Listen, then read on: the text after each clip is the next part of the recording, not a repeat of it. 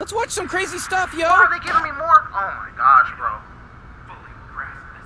Oh, goodness. Hey, wait a minute, Rick. I thought this was a commercial. What's going on? I mean, Relax, Morty. Don't worry about it. Let's just see where this goes. That dub, you don't get. Oh my God, it's still the You commercial. don't deserve it. You don't deserve that win. You're proud of that? jeez, Rick. Oh my You're proud? God. That's some pretty Alright, you hardcore got it. stuff. What in the You hell? got it. You're proud of that? Keep using sparking mode, and then you want to spam your ultimates every few seconds. Man, what is with these broken ass characters and these stupid abilities? How does this work? How does it work? I don't understand. Why is every fight such an uphill battle? I'm gonna say it. Sparking Zero was never meant for competitive play.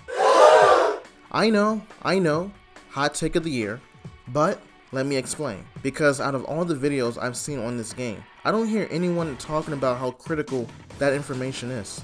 And just knowing that little tidbit can either make you feel like the Z Warrior you always wanted to be, or feel like everyone's punching bag. And as someone who fought through the trenches in online play, I can tell you that if you're playing this game solely for competition, you're not going to have a good time. And as great as this game is, its flaws make it difficult to truly enjoy it for what it is. What was meant for Dragon Ball fans to celebrate its long-standing history feels more like a ruthless battlefield of sweats and tryhards trying to figure out the best meta to end the fight as soon as possible. And after clawing my way up through the ranks, I'm going to explain why.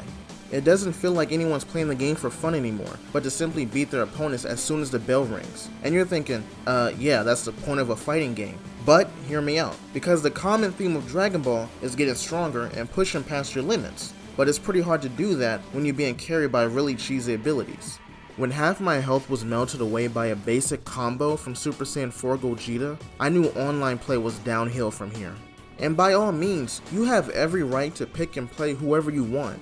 There's 182 characters to choose from, with more on the way. But it doesn't feel like it when players are picking the same 5 or 6 characters. UI Goku, Jiren, Super Saiyan Blue Vegito, Super Saiyan 4 Goku, and of course, Super Saiyan 4 Gogeta. I wouldn't be making this video if I didn't face them back to back to back. And among these players, they pull out the same strategy every time. They melt some of your health, gain some distance, go into instant sparking, then spam their ultimates, hoping to take you out in one shot. You can feel how heavy they rely on this very predictable playstyle, because they aren't that good. They're pretty average when actually playing the game. One match, I was up against UI Goku, to which I was beating the brakes off of him, because my opponent tried to max out his ki every chance he got. Of course, this left him wide open to punishment, so it was pretty easy to interrupt him. Unfortunately, it was all in vain, because when he did max out, he one-shotted me with his ultimate. All that effort, all that skills, all that planning. For what? To get one-shotted? And then when I asked him to run it back, he gonna decline. Like, where are you running off to? Like, you're really proud to beat my ass by one-shotting me with UI Goku, and then when I wanna run it back, you wanna just, you just wanna just leave? Just no pride.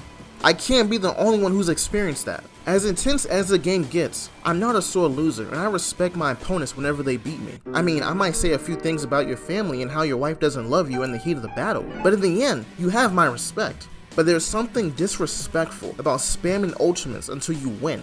Like, are you playing the game to have fun, or to prove something to people who don't even know who you are? When players cheese their way to victory, it flies in the face of everything Dragon Ball. Because it's no longer about getting good at the game, but half-assing everything with a predictable strategy. And no pride! No Saiyan pride! You know what, let me ask you something. When's the last time you actually seen your opponent transform mid-fight? Once you get to a certain rank, everyone's pre-transformed. No one even wants to work their way up. Hey yo, what the fuck? How often, back in the day, did we see Goku and Vegeta just go straight Super Saiyan? They would go their starting base and work their way up. At least Goku did. Why is everyone coming here pre-juiced up? Why can't no one just start the fight normally and work their way up like a true freaking Saiyan?